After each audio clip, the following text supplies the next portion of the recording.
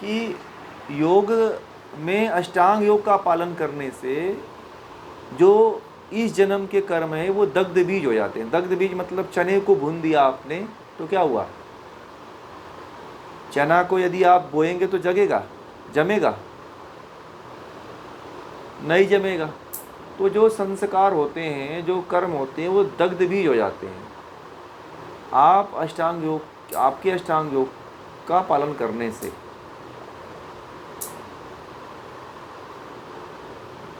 ठीक है ना, यदि अष्टांग योग का पालन करते हैं तो आपके जो संस्कार हैं, वृत्तियां हैं, कर्म हैं, वो दग्ध हो जाते हैं। और दग्ध जब हो जाते हैं तो फिर आपको मोक्ष की अवस्था प्राप्त हो जाती है। ठीक है, फिर उस समय वृत्तियों से निवृत्त हो जाते हैं आप, क्लेशों से निवृत्त हो जाते हैं वो। ठीक है, अब योग दर्शन में तो कहा गया है कि योग चित्त वृत्ति निरोध, तो अर्थात चित्त की वृत्तियों का निरोध ही समाधि है। ठीक है, यदि आपने चित्त की वृत्तियों का निरोध कर लिया तो समाधि मतलब कैवल्य की प्राप्ति, मोक्ष की प्राप्ति आपने कर लिया। बात समझ में आ गई? हाँ, तो आप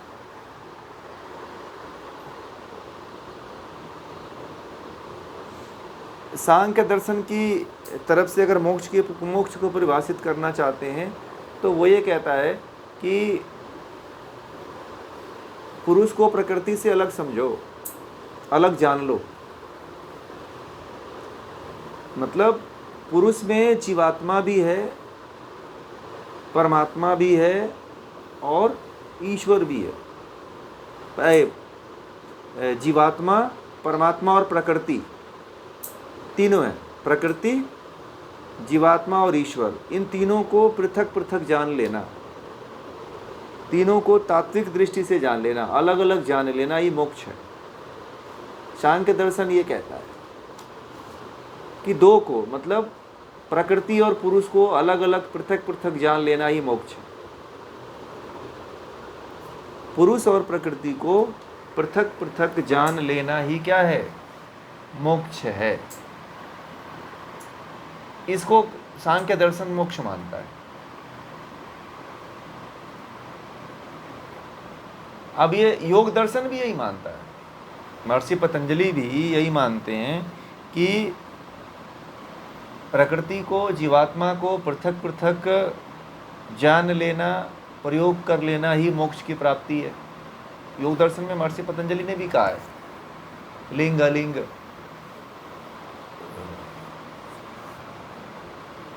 तो मोक्ष जो है, मोक्ष की परिभाषा हर ग्रंथ में अलग अलग तरीके से बताई गई है। गीता में क्या है? कर्म योग के माध्यम से मोक्ष की बात कही जाती है, ज्ञान योग के माध्यम से मोक्ष की बात कही गई है, भक्ति योग के माध्यम से मोक्ष की बात कही गई है। ठीक है, गीता में अलग अलग तरीके से बात की गई है जो, और 18 प्रकार से मोक्ष की बात कही गई है। गीता में 18 प्रकार का योग है और उन 18 प्रकार के योग से मोक्ष की बात कही गई है।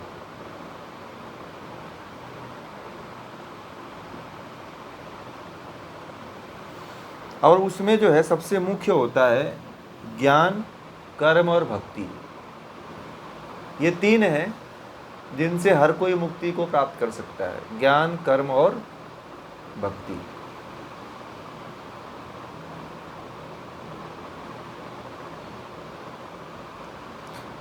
काल्पनिक नहीं है मोक्ष, काल्पनिक थोड़ी है, प्रत्यक्ष भी नहीं है। आप प्रत्यक्ष आंखों से थोड़ी करोगे, अनुभूत करोगे आप। मोक्ष अनुभूति का विषय है, प्रत्यक्ष का विषय नहीं है।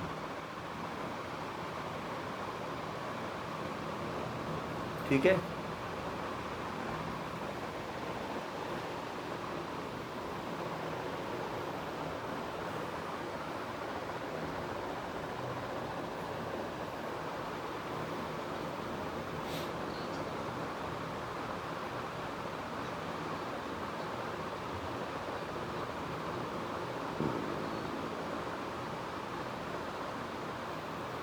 अभी तो और गहराई है।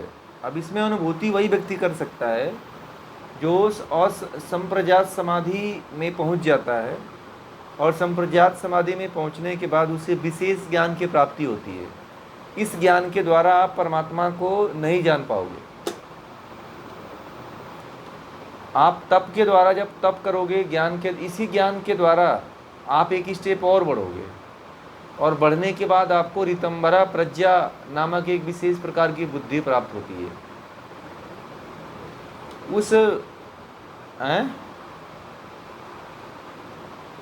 हाँ, वो तप के माध्यम से मिलती है वो, और तब जाकर के आप आत्मा को जान पाते हो और परमात्मा को जान पाते हो।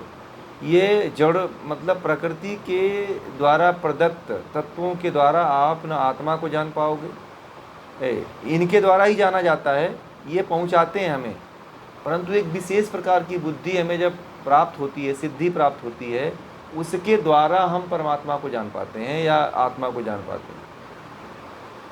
हम इन आँखों से, इन मन से आत्मा को और परमात्मा को नहीं जान सकते हैं, हम क्योंकि हमारी क्षमता अल्प है।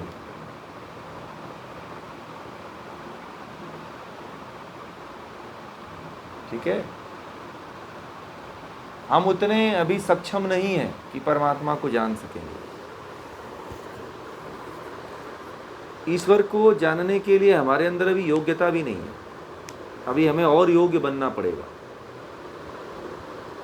इसीलिए कहा जाता है कि अष्टांग योग का पालन करो, और एक बात कही जाती है कि क्रिया योग का अभ्यास करो, तप, स्वाध्याय, ईश्वर प्रणिधान का अभ्यास करो, और एक और सबसे हाई लेवल का होता है, वो ये है अभ्यास और वैराग्य। मोक्ष प्राप्ति के लिए अभ्यास और वैराग्य का पालन करो। सांख्य दर्शन कहता है कि इन तत्वों को पृथक पृथक जान लो और अनुभूत कर लो। जब इन तत्वों को पृथक पृथक जान लोगे, अनुभूत कर लोगे, तो आपकी मुक्ति स्वतः ही हो जाएगी।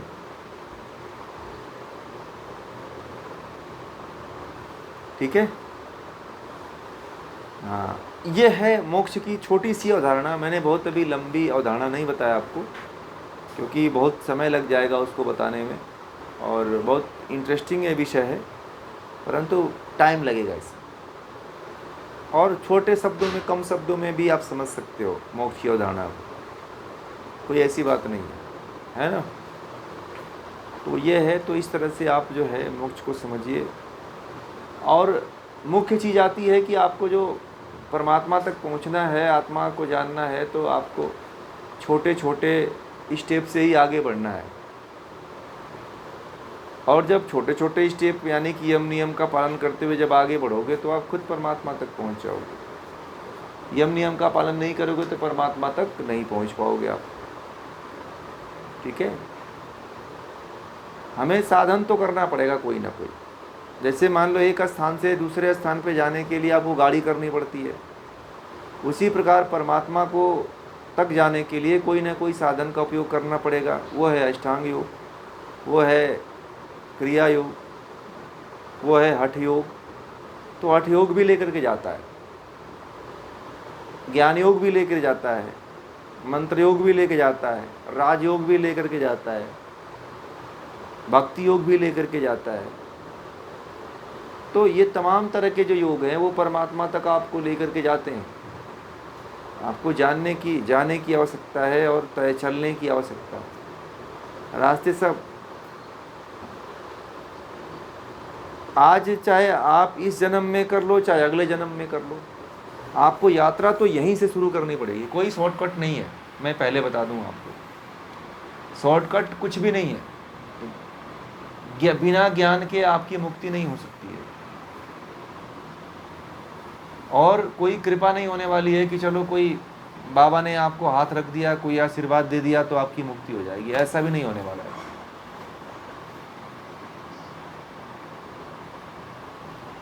आपको स्वामी विवेकानंद ने कहा है कि अगर मुक्त होना है तो मुक्ति के लिए चाहे आज आप प्रयास कर लो, चाहे कल प्रयास कर लो, आपको प्रयास तो करना ही पड़ेगा, और यहीं से होकर के गुजरना पड़ेगा। कोई दूसरा रास्ता है भी नहीं। और जो मैं आप लोगों को रास्ता बता रहा हूँ, ये वेदों का मार्ग है। अब वेदों से ऊंचा कुछ है नहीं। ठीक है, ये जो वैदिक ज्ञान है इससे ऊंचा कुछ है भी नहीं। ठीक है, अब ये हमारे धर्म का, शास्त्र का अंतिम विषय है जिस पे चल कर के आप मुक्त हो सकते हो। बाकी दुनिया में आप भटकने के लिए बहुत से रास्ते खुले हुए है ना। आप किसी भी रास्ते को पकड़ोगे, आप संसार में भोग करोगे, मजे लोगे, बस इससे ज़्यादा कुछ नहीं होने वाला। परंतु ये मार्ग त्याग का मार्ग है, निस्वार्थ भाव का मार्ग है, आत्मोन्नति का मार्ग है, परमात्मा के साक्षात्कार का मार्ग है। ये अलग ही है, डिफरेंट है मार्ग एकदम।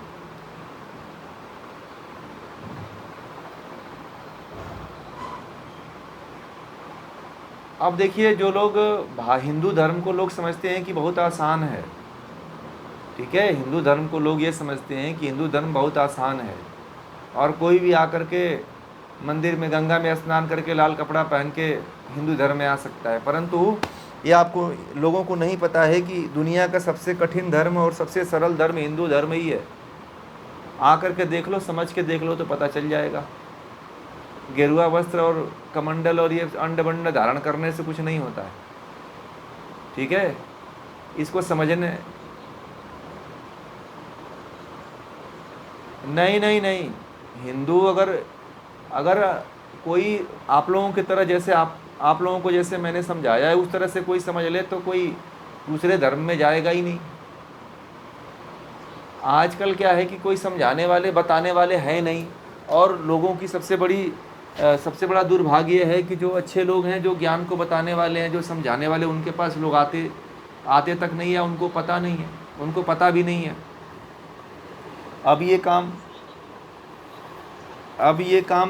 अब ये मैं ऑनलाइन माध्यम से, जब मैं 2 साल से ये कार्य कर रहा हूँ, 2 साल से ऊपर ऑनलाइन माध्यम से मैं ये कार्य करते हुए मुझे हो गया। परंतु आज तक यूट्यूब के माध्यम से भी, आप लोगों के माध्यम से भी बहुत प्रयास करते हैं। लोग जुड़ते कहाँ हैं?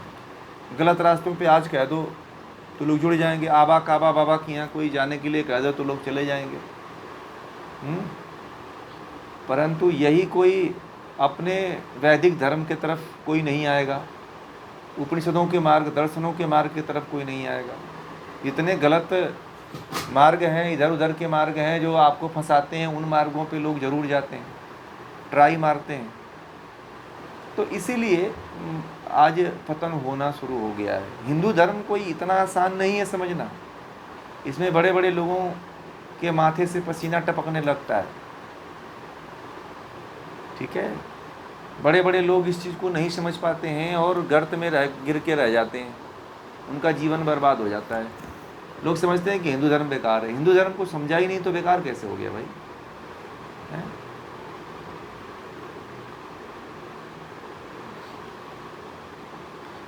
और आध्यात्म में उतरना इतना आसान थोड़ी है। अध्यात्म में उतरने के लिए आपको पूरा मन मस्तिष्क से पूरा स्वस्थ होना चाहिए, शारीरिक रूप से, मानसिक रूप से, सामाजिक रूप से, आध्यात्मिक रूप से।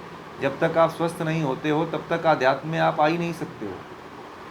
ये पागल आदमी के लिए, भोजन के पीछे दौड़ने वाले के लिए नहीं है आध्यात्म। आध्यात्म तो सबल आदमी के लिए, मजबूत आदमी के लिए है। आध्यात्म में उतरना इतना आसान थोड़ी है। परमात्मा को पाना, लोग सोचते हैं कि बस परमात्मा को हम फलाना चीज़ चढ़ा देंगे तो परमात्मा हमें मिल जाएगा। जो दुनिया को सब कुछ दे रहा है, उसको कुछ देने से वो आपके ऊपर प्रसन्न होगा? बताइए, जो सबको दे रहा है आप उसको दे पाओगे? आपकी क्या औकात? आपके लड्डू और बतासे के लिए वो भूखा है क्या? है? पेड़े और लड्डू, मिठाई, अगरबत्ती और धूप के लिए।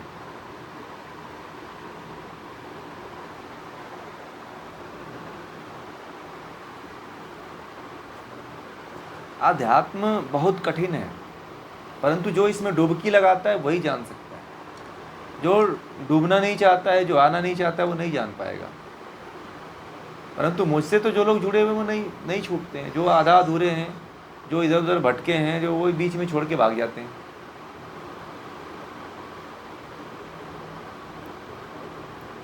तो कहीं ना कहीं त्याग तो करना पड़ेगा। चाहे मैंने कहा ना कि स्वामी विवेकानंद से लेकर के आप किसी भी महापुरुष को पढ़ लो, कोई भी महापुरुष मिलेगा वो यही कहता है कि यात्रा आपकी यहीं शुरू करनी पड़ेगी। और मैं तो कहता ही हूँ, डेली कहता रहता हूँ कि दुनिया में कोई सरल मार्ग नहीं है, इससे सरल मार्ग कुछ है ही नहीं है। वेदों का 3 मार्ग है, ज्ञान, कर्म, उपासना। तो जिसको ज्ञान होगा वही कर्म करेगा और वही उपासना भी कर पाएगा।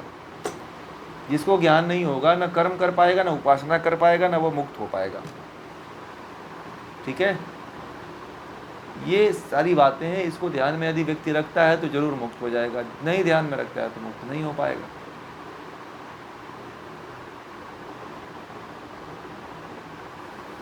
समझ में आ गई बातें?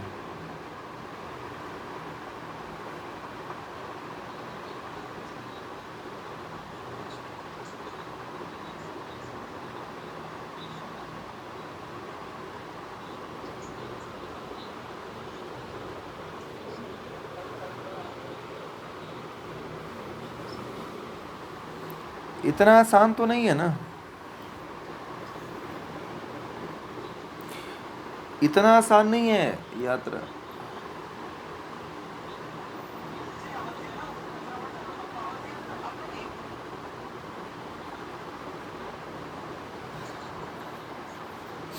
मैं तो इस रास्ते पे लेके खुद आया हूँ और लोगों को लेकर आने का प्रयास करता हूँ, और मैं अपने साथ लोगों को जोड़ता हूँ और कहता हूँ कि और आप लोग जोड़ो, क्योंकि माउथ टू माउथ ज़्यादा लोग विश्वास करते हैं। इसलिए ज़्यादा से ज़्यादा लोगों को जोड़ने का प्रयास करिए, क्योंकि देखिए ये ऐसा मार्ग नहीं है किसी से कि मतलब एक साधारण व्यक्ति समझ जाए। अगर आप किसी बहुत से एकदम जो भीख मांगने वाला है उसको कहोगे कि आध्यात्म की तरफ आए तो वो नहीं आ पाएगा। इसके लिए तो शारीरिक रूप से, मानसिक रूप से, आर्थिक रूप से मजबूत व्यक्ति ही मोक्ष प्राप्त कर सकता है। हाँ, अगर कोई बहुत गरीब है उसके लिए सशक्त होना जरूरी है आज के समय में, नहीं तो वो तो अपने काम की ही प्राथमिकता देगा। वो तो कहेगा कि मुझे ये करना है, ये करना है, पेट पालना है, भोजन करना है, बच्चों को पालना है, मुझे मोक्ष की तरफ नहीं जाना, तो जाओ। ठीक है, अब जो धनी लोग हैं, धनाढ्य लोग हैं, उसके आगे वो लोग अपने आगे किसी को समझते ही नहीं है। वो कहते हैं तो चलो ये तो फलाना व्यक्ति है तो ये तो इसका काम है, तो ये तो बोलेगा ही।